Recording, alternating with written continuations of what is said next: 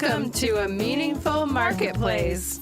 I'm Sarah Masoni from Oregon State University's Food Innovation Center, where I've helped countless dreamers launch their new food products. It's the science of taking a food delight from the kitchen to mass manufacturing and still keeping its great taste. That's what I do. I've been called the woman with the $1 million palate, although I haven't tried to cash that check yet. Listen in weekly for real-life stories. I'm Sarah Marshall, owner of Marshall's Hot Sauce and author of Preservation Pantry, modern canning from root to top and stem to core. I love inspiring business owners to get started on their journey, encourage folks to be part of their local community, and I'm excited to help business owners tell their stories. Hello and welcome to Masoni and Marshall, the Meaningful Marketplace. We are here weekly to discuss the journey of food entrepreneurs. We're glad you have joined us today as we bring you stories of hope and inspiration. This is Sarah Marshall, owner of Marshall's Hot Sauce. And Sarah Masoni at Oregon State University's Food Innovation Center. Hi, Sarah Marshall. Hey, Sarah Masoni. I got to spend some lovely time with you this week at the Food Innovation Center 25-year anniversary party. And it was so nice to see you. It's always great to see you in your element, but you gave a wonderful presentation there. So I just wanted to congratulate you on that. I couldn't post your whole speech online, but I just posted a picture of you doing your thing. It was very nice. And I was pretty nervous, I'm not going to lie. Well, there's a lot of people all these there. important people in front of me, like bosses of bosses. Yes, all the bosses of bosses were there from the university. The mayor was also there. All these, very important political people in our city. And you did a great job of talking about the things that the Food Innovation Center does and the future of the Food Innovation Center. And I just thought that you gave a very well-rounded presentation. So good job. Let me just say the last two sentences. Yes, please. Together, we will continue to celebrate the spirit of innovation that has been the hallmark of the Food Innovation Center. Here's to another 25 years of excellence, collaboration, and delicious food. Yay!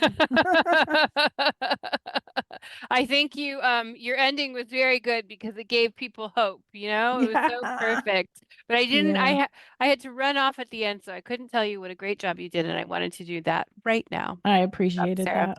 Thanks for showing up, always showing up, Sarah Marshall. Of course. And I also got to visit with a lot of vendors. There were vendors there that are important to the Food Innovation Center. So I've met a new coffee roaster I wanted to tell people about called Tostado. Yeah, Tostado Coffee. Their coffee was very good. We sampled it, and then it's a couple of people in my family's birthday, so I got to get a bunch of birthday gifts there from the coffee roaster, which is always a great gift to give. And then we had some past guests that I got to try their products, which I hadn't tried before. So Manny's Choice flour was there, and I had her flour after she was on the show, but now she has a bunch of new products. So a sourdough starter, which is very cool. So I got that from her. I'm excited to try it out. And then we had Better Boba on the show, which we had talked to them, but I hadn't seen them in person. So I got to try their boba and then get it for my daughter. So that was a really nice, fun experience to have. So thanks for putting that all together. Yeah, I heard from the vendors that they really enjoyed it and did well for themselves that evening. So the people who came to the event were very supportive of the food entrepreneurs. That made me really happy. Yeah, I love it. Great job, Food Innovation Center. A perfect event. Well, we have been partnering with the Regional Food Business Center to bring you guests from our 6-state region, and we're currently meeting with business owners from the great state of Idaho. I would like to welcome our co-host, Janna Hamlett from University of Idaho TechHelp. Thank you for being our Idaho expert while we meet with all these wonderful new friends. Welcome, Janna. Thank you. I was reminded the other day that we do have Boise Entrepreneur Week coming up here, end of September, early October. And there is, in Boise Entrepreneur Week, it's all entrepreneurs, but there's also a specific pitch for food and beverage. And so I believe those pitches are open now to submit information. And if you win, you get a check for, I think, 50 grand. It's something like that number. Whoa. And you get space in Albertsons. Very cool. So we're recording this, like the end of July, but There's it still does time. have that trail mix in Boise Entrepreneur. If you're interested, go take a look online and prepare your pitch. It's very exciting. What was the website again? It's Boise Entrepreneur Week, and they partner with a business kind of startup company called Trail Mix that's specifically for food and beverage. Thank you. Cool. Yeah. And it's not just for Idaho companies. Other companies from regional area have joined in before, but we've had a lot of success through that, and you get dedicated store space, and so it's kind of an exciting thing. We've judged before and been guest speakers before, and we're resources and such, but I was reminded that I should bring that up now because by the time this audio recording comes out, it'll be closer. So perfect. And we can put a link on our Instagram as well beforehand, so people can find out about it, because we always love to give them the opportunity to pitch their business. It's so fun and exciting. So thanks for that update. And we would like to encourage you to connect to your state by signing up for the Regional Food Business Center newsletter. It's a breeze to sign up. You just go to the Northwest Rocky Mountain Regional Food Business Center.com, hit connect with us, and choose the button to receive newsletters. And we want to thank our sponsor for supporting Masoni and Marshall. Thank you for helping us spread the word about small business owners and entrepreneurs. Let's hear a word from our sponsor. The Northwest and Rocky Mountain Regional Food Business Center is the proud sponsor of the Meaningful Marketplace podcast, giving a voice to food from across the 6-state region of Colorado, Idaho, Montana, Oregon, Washington, and Wyoming. The Food Business Center supports Northwest and Rocky Mountain food industry makers as part of the USDA's National Network of Food Business Centers, supporting a more resilient, diverse, and competitive food system as a go-to source for small and mid-tier food and farm businesses with a focus on underserved communities, providing education in the form of technical knowledge, business programs, and industry news. We sponsor trade shows, meetups, and conferences to connect growers, producers, retailers, distributors, and processors, all to stimulate business and raise the standards of our storied food industry. Join us as we travel through the 6-state region, learning more about food makers, food hubs, and food systems. Visit the website at Northwest Rocky Mountain Regional Food Businesses.com to get connected. So I have the pleasure of introducing our guests today. We have Gal and Jan Zarr. They are the co-founders of Oma and Popies, making handcrafted small batch sauces and spice blends in Idaho. Welcome, you guys. Thank you very much. It's a pleasure to be here. Yeah, fun. Woo! We're excited to have you on the show today. And we always like to connect you to our listeners. So what's the best way for them to find you online and on your social media? Well, online you can find us at omapopies.com. So that's OMAANDPOPIES.com. That's our website. And then the same is for our social medias. So Perfect. it's just Oma and Poppy. Perfect. We'll make sure to get people connected to you.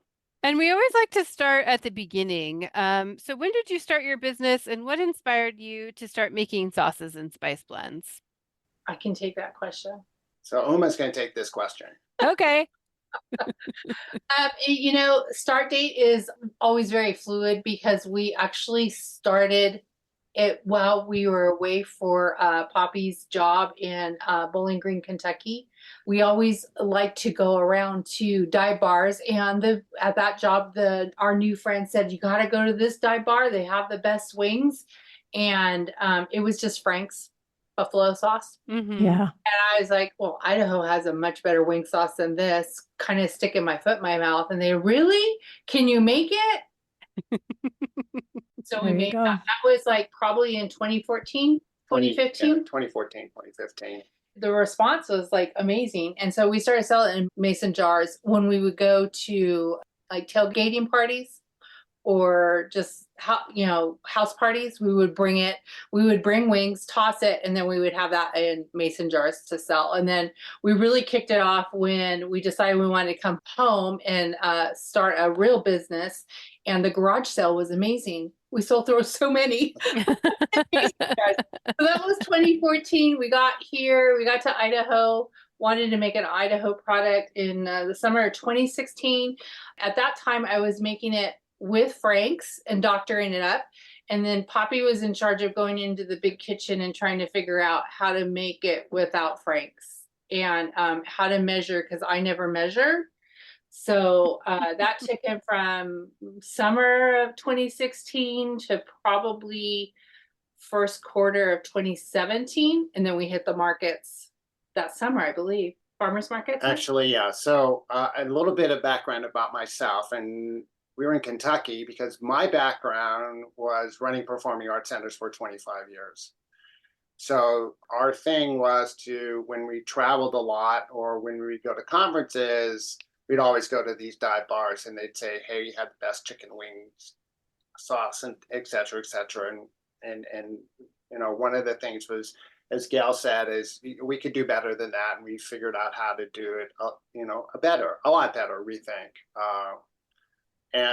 When we came here back to Idaho it was 2016, and then through the help of the University of Idaho Food Tech Center with Sini Baumhoff, she really helped us a tremendous amount of really launching our product. I did a lot of R&D in a smaller kitchen, working with, it was, I was going to say between 3 to 4 months of just working with a bunch of different peppers. And we finally landed because we knew we didn't want to be a tomato-based sauce.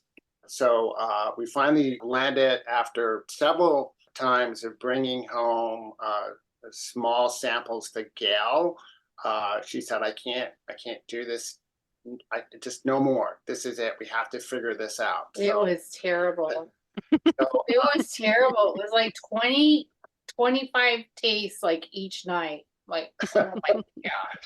Yeah, you know, just trying to get, because I knew I wanted it. I really wanted to have something that was different, that was on the market, and we landed on the guajillo pepper. Yeah. Mm-hmm. So as our prominent pepper. Lo and behold, we didn't know that would turn out to be Bobby Flay's favorite pepper to use. Yeah. Mm-hmm. Or sweet spicy was the new, at that time, was like the flavor. Sweet and spicy.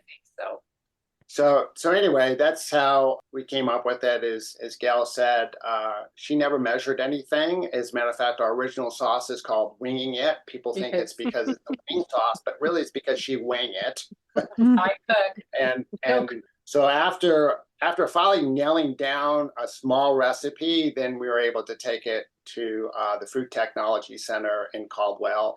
And Sini really helped us out a lot in batching it up, going from, you know, I think we're doing it 1 gallon to 2 gallons to 5 gallons. And currently we are at 75-gallon batches right now.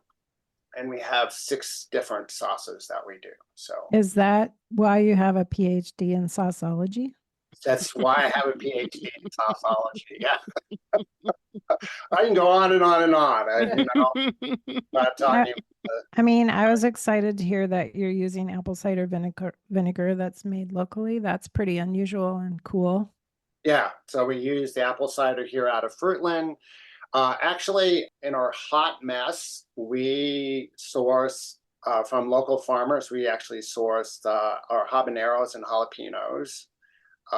And each season is different. As you never know how hot it's going to be. The growing season is just different. So, how hot it will be. It doesn't change a lot, but sometimes, like we just went into the kitchen last Thursday, as a matter of fact, and made a batch of hot, and it is, the jalapenos were really kicking it that time. So still same flavor profile, but just a little bit more heat. But that's what's unique about what we do. So instead of sourcing a lot of dried peppers, now we still do with the guajillo pepper. That's sourced out of New Mexico, actually, because we've tried to have farmers grow it here, and it's the soil or something, just not the right soil to grow them in. And because it is our major pepper, just the bulkness that I'm ordering 700 pounds at a time. So that's a lot of peppers. Yeah. But it's all about the wings, baby. It's all about that. Seen that video, huh? I think Gail's the one who makes up the lines that you guys use, from what I can tell. Yeah, she does. Yeah. Somebody's got to do it. It's an important job. That's a vision person, and she kind of is the creativeness of us and what we do. That's branding when you do that stuff. That's important. Yeah, it absolutely is. And it's interesting because when we first came out, we did come out as a wing sauce. And people were like, well, we don't do wings. I don't like wings. Yeah. Can you do something else with this? And so over and over again, they were just like, so we landed on a seasoning sauce, and we still have that same thing. Well, the funny thing is now we go, well, can you use this on chicken? is the question we get more so than anything now. And it's just, yes, you can use it on chicken, and you can use it on this. And it's about the flavor, because the flavors that we have, like I said, we have a traditional we have a bourbon sauce, a brown sugar sweet bourbon sauce. We have our sweet and spicy wingette. We have a Jamaican jerk with pineapple and a little bit of twist. I don't use the Scotch bonnet. I use the smoked chipotle in it, so it's not really hot. Mm-hmm. We really concentrate on the spice and the Caribbean spices that we use. That actually is my own blend. And then we have a Cajun, and then we have the hot, and we just started doing a ginger sesame, and another one after being back in Idaho for 8 years. We came out with a fry sauce. Probably should have been one of the first things we came out with. Yeah. So, I don't know if you guys know that, where you're from in Washington and Oregon, is it? We're in Oregon, yeah. We saw the fry sauce on your website. That looks pretty good. Yeah, and that's doing actually really well for us right now. So perfect. We're going to take a quick break, and when we come back, I want to hear about your grandkids and their favorite sauces. We'll be right back. Oregon State University's College of Agricultural Sciences and the Food Innovation Center are proud sponsors of Meaningful Marketplace. With a mission to serve all Oregonians, we are committed to giving voice to those whose food and agricultural stories are not always heard. By providing access and opportunity for a more diverse and just food system, because food brings people together. It's all about the family, baby. Tell us about your grandkids. Yeah, so the grandkids, and that's how we actually became Oma and Poppy, is from our grandkids. It's interesting because as long as it took us to do the R&D for our sauces, it was almost that length of time to figure out how did we want to brand ourselves, right? We did not want to be Oma and Poppies. Yeah, we thought, no, that's just, it's grandma and grandpa. We don't want that. And we tried to come up with, it was several different names. And, we had this, if you see the character on our bottle, that was drawn up when we were actually in Kentucky. It's, I'm a huge Evel Knievel fan. Mm. If you zoom out from it, it's us and Evel Knievel's motorcycle rocket ship going over the Snake River Canyon, because Gail, oh my gosh, Twin Falls at the time. And I'm lassoing a potato, and it says something about just another exciting day or something like that in it. But so we looked up and we went, that's it. That's the image that we want, and then with our grandkids calling us Oma and Poppy, I thought it was the coolest thing. Yeah, it was traditional, but still had a twist to it, and they like to come out at the shows. We use them. Well, they used to. Now they're teenagers. Mm. So sometimes we're cool, sometimes we're not. But yeah. They've labeled. They've labeled. They've sleeved. They have done events with us. They love feeding people. They think that's the coolest thing. Yeah. They love giving our sauce as gifts to their coaches and just different things, because they like to tell people that's my grandma and grandpa, my Oma and Poppy. They'll even take pictures when they face stuff in the grocery store for us. Oh, that's so nice. That's great. I love that.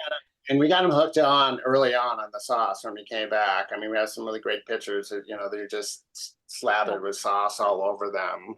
They both, I think they tend to go towards the hotter end of the sauces. They do. With that. RC loves it.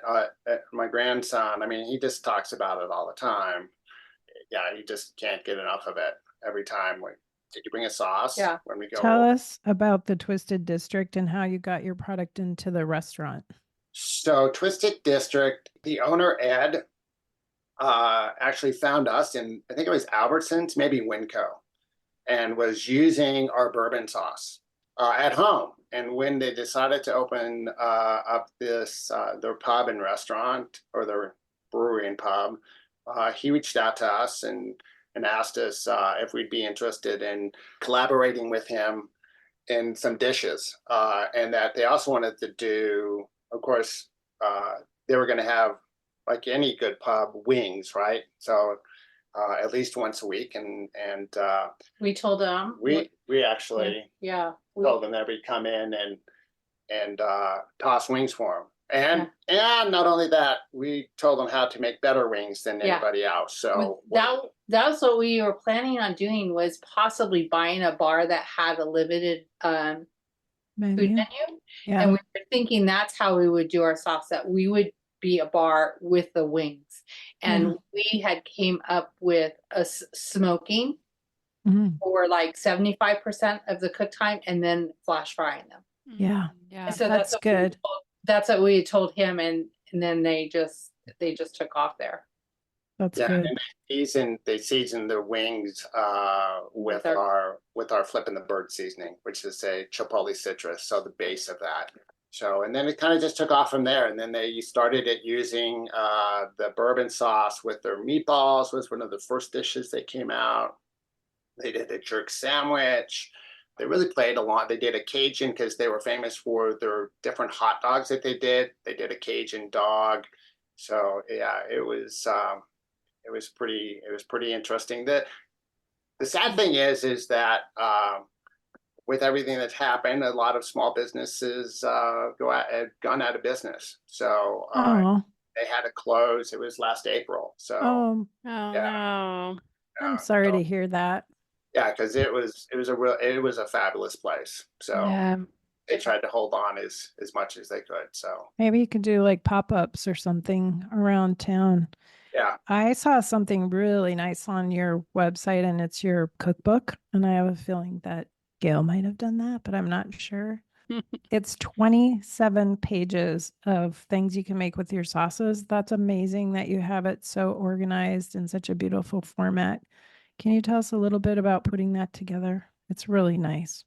I appreciate that, because that was one of the first things that we did, because when we first came out as a wing sauce, made for wings, great on everything. And then, as we mentioned earlier, people are like, I don't like wings. So we thought, well, we need to push out a cookbook, and we were printing out recipes. And that got to be very cumbersome and just always chaotic. So, and then also everything's moving to online. I literally did it in Publisher and then just converted it into a PDF, and then used one of a free, I think it's Photo Flickr or something, to create that book thing. So I appreciate that compliment. With that said, I know I need to redo it. I did a little bit better with our holiday cookbook. We try to always feature recipes in our social media. Have them there in the cookbook, have them in the recipe blog, just because, to give people an idea of what to use it. And that's actually how we kind of came up with the fry sauce and our Asian sauce, our marinade, because it was actually one of our recipes. But I don't know, you guys probably aren't surprised by this, but we are a society of convenience. They don't make it. They want to pour it out of the bottle. So it's great. It's great for e-commerce. I was wondering if you have a YouTube cooking channel and you feature one of those on a video every month or something.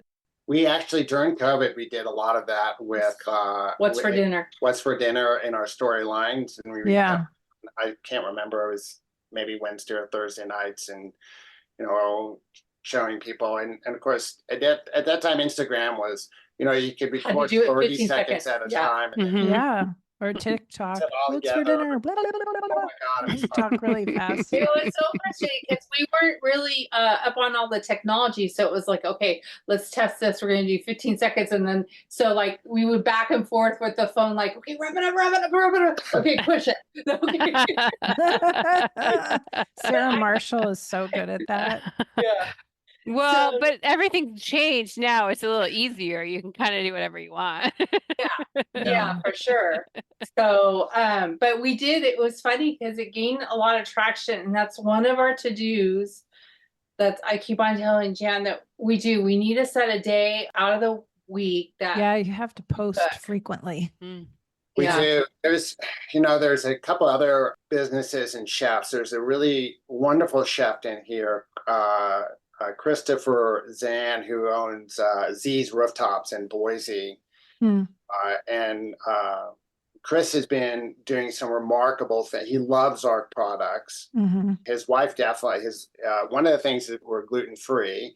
I saw that too. naturally, And his wife has just fallen in love with our product, which is wonderful because then he comes up with all these wonderful recipes for his restaurant that he's done.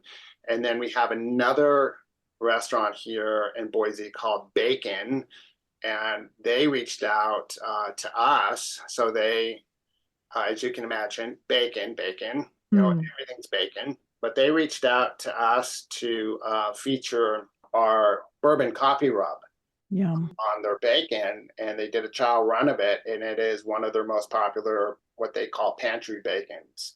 So they feature 3 times a year, and it's just, so we have a lot of collaborations. We do here. We also use for the coffee that we use. We actually recently used bourbon barrels from a local distillery here. And then we have another local roaster, which again took us I think it was 3 or 4 different roastings to get to what we wanted the coffee to be, because a lot of coffee blends are dark, really heavy dark roast, and all you can do is taste that coffee. That's not what we wanted. We wanted the coffee to be more of us like the bourbon, a more smooth taste with it, but still have that coffee in it. Janna, have you been able to try any of those dishes that they were talking about at the restaurants? Yeah, many times. And we've bought the pantry bacon from Bacon that has Oma and Popies spices. We get their sauce all the time from various festivals that they go to, or our local is D&B Supply in Twin. So we get a lot of their spices and sauces. And so, yep, we like the hot ones, and then husband likes the spicy fry sauce. Oh yeah. So Nice. we've been getting that one. He likes it, and he's the That's fry right. sauce connoisseur. I am not. Well, and now that picture of you lassoing the potato makes so much more sense that you have this fry sauce. Yeah, I know. Right, yeah, absolutely. As a matter of fact, in September, it's the 2nd annual Potato Days here in Meridian, and we're going to do that, and we're hoping that to do small batches of fries and sample them that way. So out with That's that. great. Yeah. Very fun.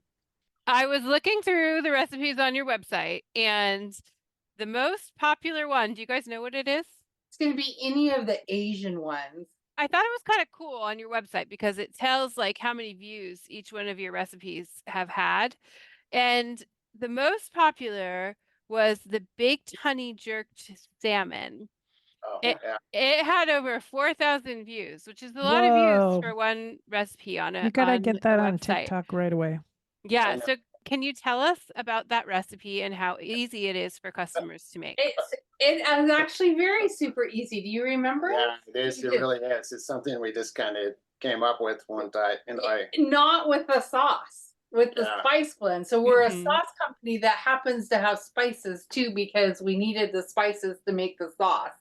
And some people are concerned about sugar. So it's just a recipe with it used to be called Jamaica Me Crazy, but it's been changed to Island Life. so that it would have a different name. And you're the one who came up with it. Do you remember that? I do. Because I am not a Caribbean fan, believe it or not. She does not like the jerk. And interesting enough, our jerk sauce is I think is our number one seller. After I was actually doing deliveries today, and went through almost 5 cases of jerk sauce in my delivery. Tell them how you did it. Do you remember? So you're cooking like Uma. You don't remember, do you? Cooking like Uma when I put it together. It's super easy. Yeah, it's super easy. You just seasoned it with the seasoning. Go ahead. No, do you remember? I don't think you remember. You didn't even smoke it. You just put it put it in the oven. You put it in the oven. So laid it in, sprinkled it seasoned it with the jerk seasoning sauce. Of course, we did limes, right? So cut up some limes, put those on the bottom of it, and then seasoned it with the jerk seasoning. Drizzled with it. Drizzled with lime on top of that, and with some honey, and wrapped it in foil and baked it. So it's a really simple recipe, but people love it. You're right.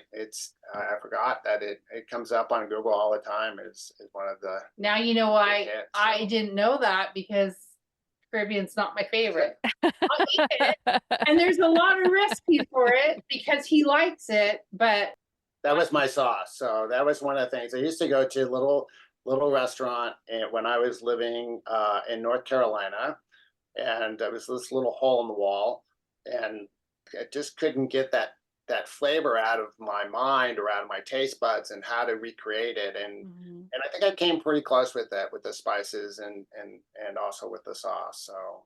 Well, I think too, for for our listeners out there that are thinking about putting recipes on their websites, I think the really simple recipes are usually the most popular. And you said it perfectly, where you said, we provide our customers with convenience. So even if we say, oh, you can make this spice blend, or oh, you can do this thing, or you could put these 4 ingredients together with our sauce to make this other sauce, a lot of times they won't do it. I wrote a canning book, and I would sample out the things and be like, you could can this at home. And almost every person was like, I just want to buy it from you. Oops. We have in special events, like we feature recipes, right? Mm-hmm. And people go, "Are you selling this?" Yeah. Like we do cheese balls during the holidays to feature those, and so that's what we started doing. We started making extra cheese balls, taking them with us, and just people would say, "Yeah, sure, that we can do that. We'll send them home with you." I think I might not be the only one, but can you tell us how you produce all of this stuff? Do you have your own facility? We do not. Okay. We have been very lucky to be using again, it's the Food Technology Center there in Caldwell through the University of Idaho. It is just an amazing kitchen. We couldn't afford the steam pot alone, which is a 75-gallon kettle, is about $60,000. The filler that we're using is probably another $15,000 to $20,000, and the heat shrink wrap, the storage, just everything involved with that. It's something that we thought about at one time of looking at our own kitchen. But the magnitude that we would be producing would be so ridiculous, and we don't really want long range goals to be producers. When we go into U of I in Caldwell, we can produce 150 cases a day. So can you imagine doing that, like producing 150, 600 cases a week? That would probably pay off on a kitchen, but we just need that. Yeah, it's not something that we're looking at doing through going with a grant that you guys have offered. Yes. We went to the Fancy Food Show last year in Vegas, and we actually have started working initially on that as a co-packer. So finding small batch co-packers that can produce our stuff we do have a couple clients that they could be rolling out. One I thought was going to be it was dead in the water, and after 6 months they reached back out to us. Yeah. And if that happens, it could be 10 really good stores in Texas, and then also that's their small, really private stores, and then it could get bigger. You might look for a co-packer down in Texas. Yeah, that's it. Possibly, yeah. And then Yeah. that's what we're finding too, is with the co-packers that we met at the fancy food show, that they're kind of more centrally located. I don't know if centrally is a great way to describe it, but they're in a larger area, so shipping is easier than like from Boise. Yeah. And so We actually just talked to a very small, another kitchen like you all have. It's an incubator kitchen in Pueblo, Colorado, which I'm from. We were out in Colorado last week. They're just starting to look at doing some co-packing. I'm not sure I want to be one of the first in their line, but we'll see how that might go as we move further. I mean, Pueblo's not really on I-5 either, so I don't know if that's going to be a transportation issue for you. Yeah, I no. don't think that's a good idea. Yeah. Right. So it's all about logistics, distribution, trying to find it. And the other thing is about doing small batch, because we want to make sure we're keeping it in small batches, still being able to produce what we need, but doing it in a small batch versus doing 5,000 gallons at a time. I've heard, I mean, you just lose your uniqueness that way. So Are you going to the fancy food show in January? Have you decided? we are. So I just filled out all my information. Okay, great. Yay. So we're excited about that. It was a great opportunity for us. We learned a tons from that. And hopefully we'll learn more. So each time we get a little bit better. And what brings you the most joy in your business? For me, the most joy really is going out and being face to face with people in the markets or an event, and people just walking up and being very surprised when they taste it for the very first time. That, wow, I was not expecting that. And that we experienced that at Fancy, which was very cool because they were all food people, right? So to hear it from a food person, it's been greater. But I have to like cut in with what Jan was saying. What is the joy? The joy is when we're driving up to Garden Valley for an art show, and as we're driving, a truck comes like kind of speeding up and like staying steady with us, and like honking and looking at us, and we're like, what did we didn't cut anyone off. We didn't, what's going on? And he pulls out a bottle of our sauce and wigs it out. We have, those old fashioned like magnets that used to be on the door. Yeah. When we first started our business, but now Jan cut it out so it looks like our logo, and we have it kind of as bumper stickers. So he saw us and came, and we have no idea who he was, but he had a bottle of Oma Popies, and it was the best. Yay! You're like, you may have to do a reenactment. I know. Commercial. I was like, what the hell is I doing? He was so excited. You're like sauce celebrity. He went up next to us, and I was like, okay, I'm going to slow down. Maybe I cut him off. Maybe I have a flat tire. What's going on? Yeah, that was exciting.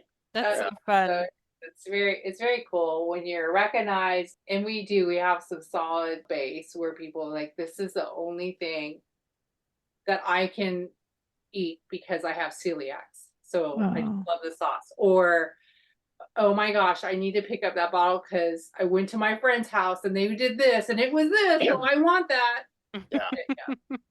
That loyalty is just amazing. Or people that purchase us, they see us at an event and they come up, and there's other people and they just start talking about what they have done and with the sauce. Testimonial. Yeah, testimonials, which is just, of course I flipped them a 5 or a 10. No.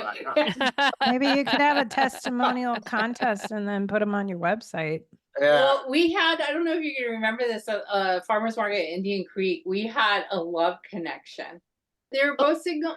I can't even remember if it was a guy who was just like, I love this sauce. It's so great. And this woman came up and she was like, I need that bottle. He goes, you like this too? Oh yeah, I like it. And then they just walked off. That's right, I remember that. Yeah, we're all together. Well, like scrambling to get the phone. Get the pictures. Get the pictures. That's funny. Creating romance. I love it. I'm sure it was hot and heavy. That's their next sauce name. Right. Too funny. The other really fun thing that we've done is, if you've seen our bottles, we want it to be playful and with the names, not only with the names, but it took us about 5 years to finally find somebody that could do some characters for us that were art, not just some clip art that we found. And so, yeah, we're really happy with all of that and how it came together. Has a little bit of a personality. Yeah. It's very original. Well, we want to make sure that people can buy sauce from you directly. So let's tell people how to do that. So they can go to, again, our website, omapopies.com.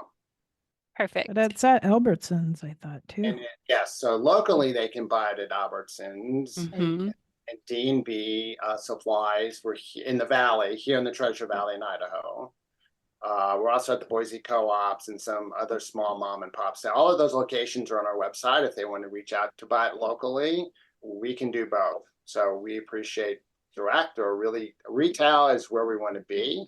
Yeah. So we always try to tell people, they buy that first bottle of sauce, etc. If they run out, please go to the nearest Albertsons or D&B store, etc. Our goal really is to be a regional sauce with Albertsons. What I mean regional is really Northwest. We're not looking at expanding across the United States. That's not what we need, and I don't need the logistic headaches with that either. So, yeah, we're excited about it. Perfect.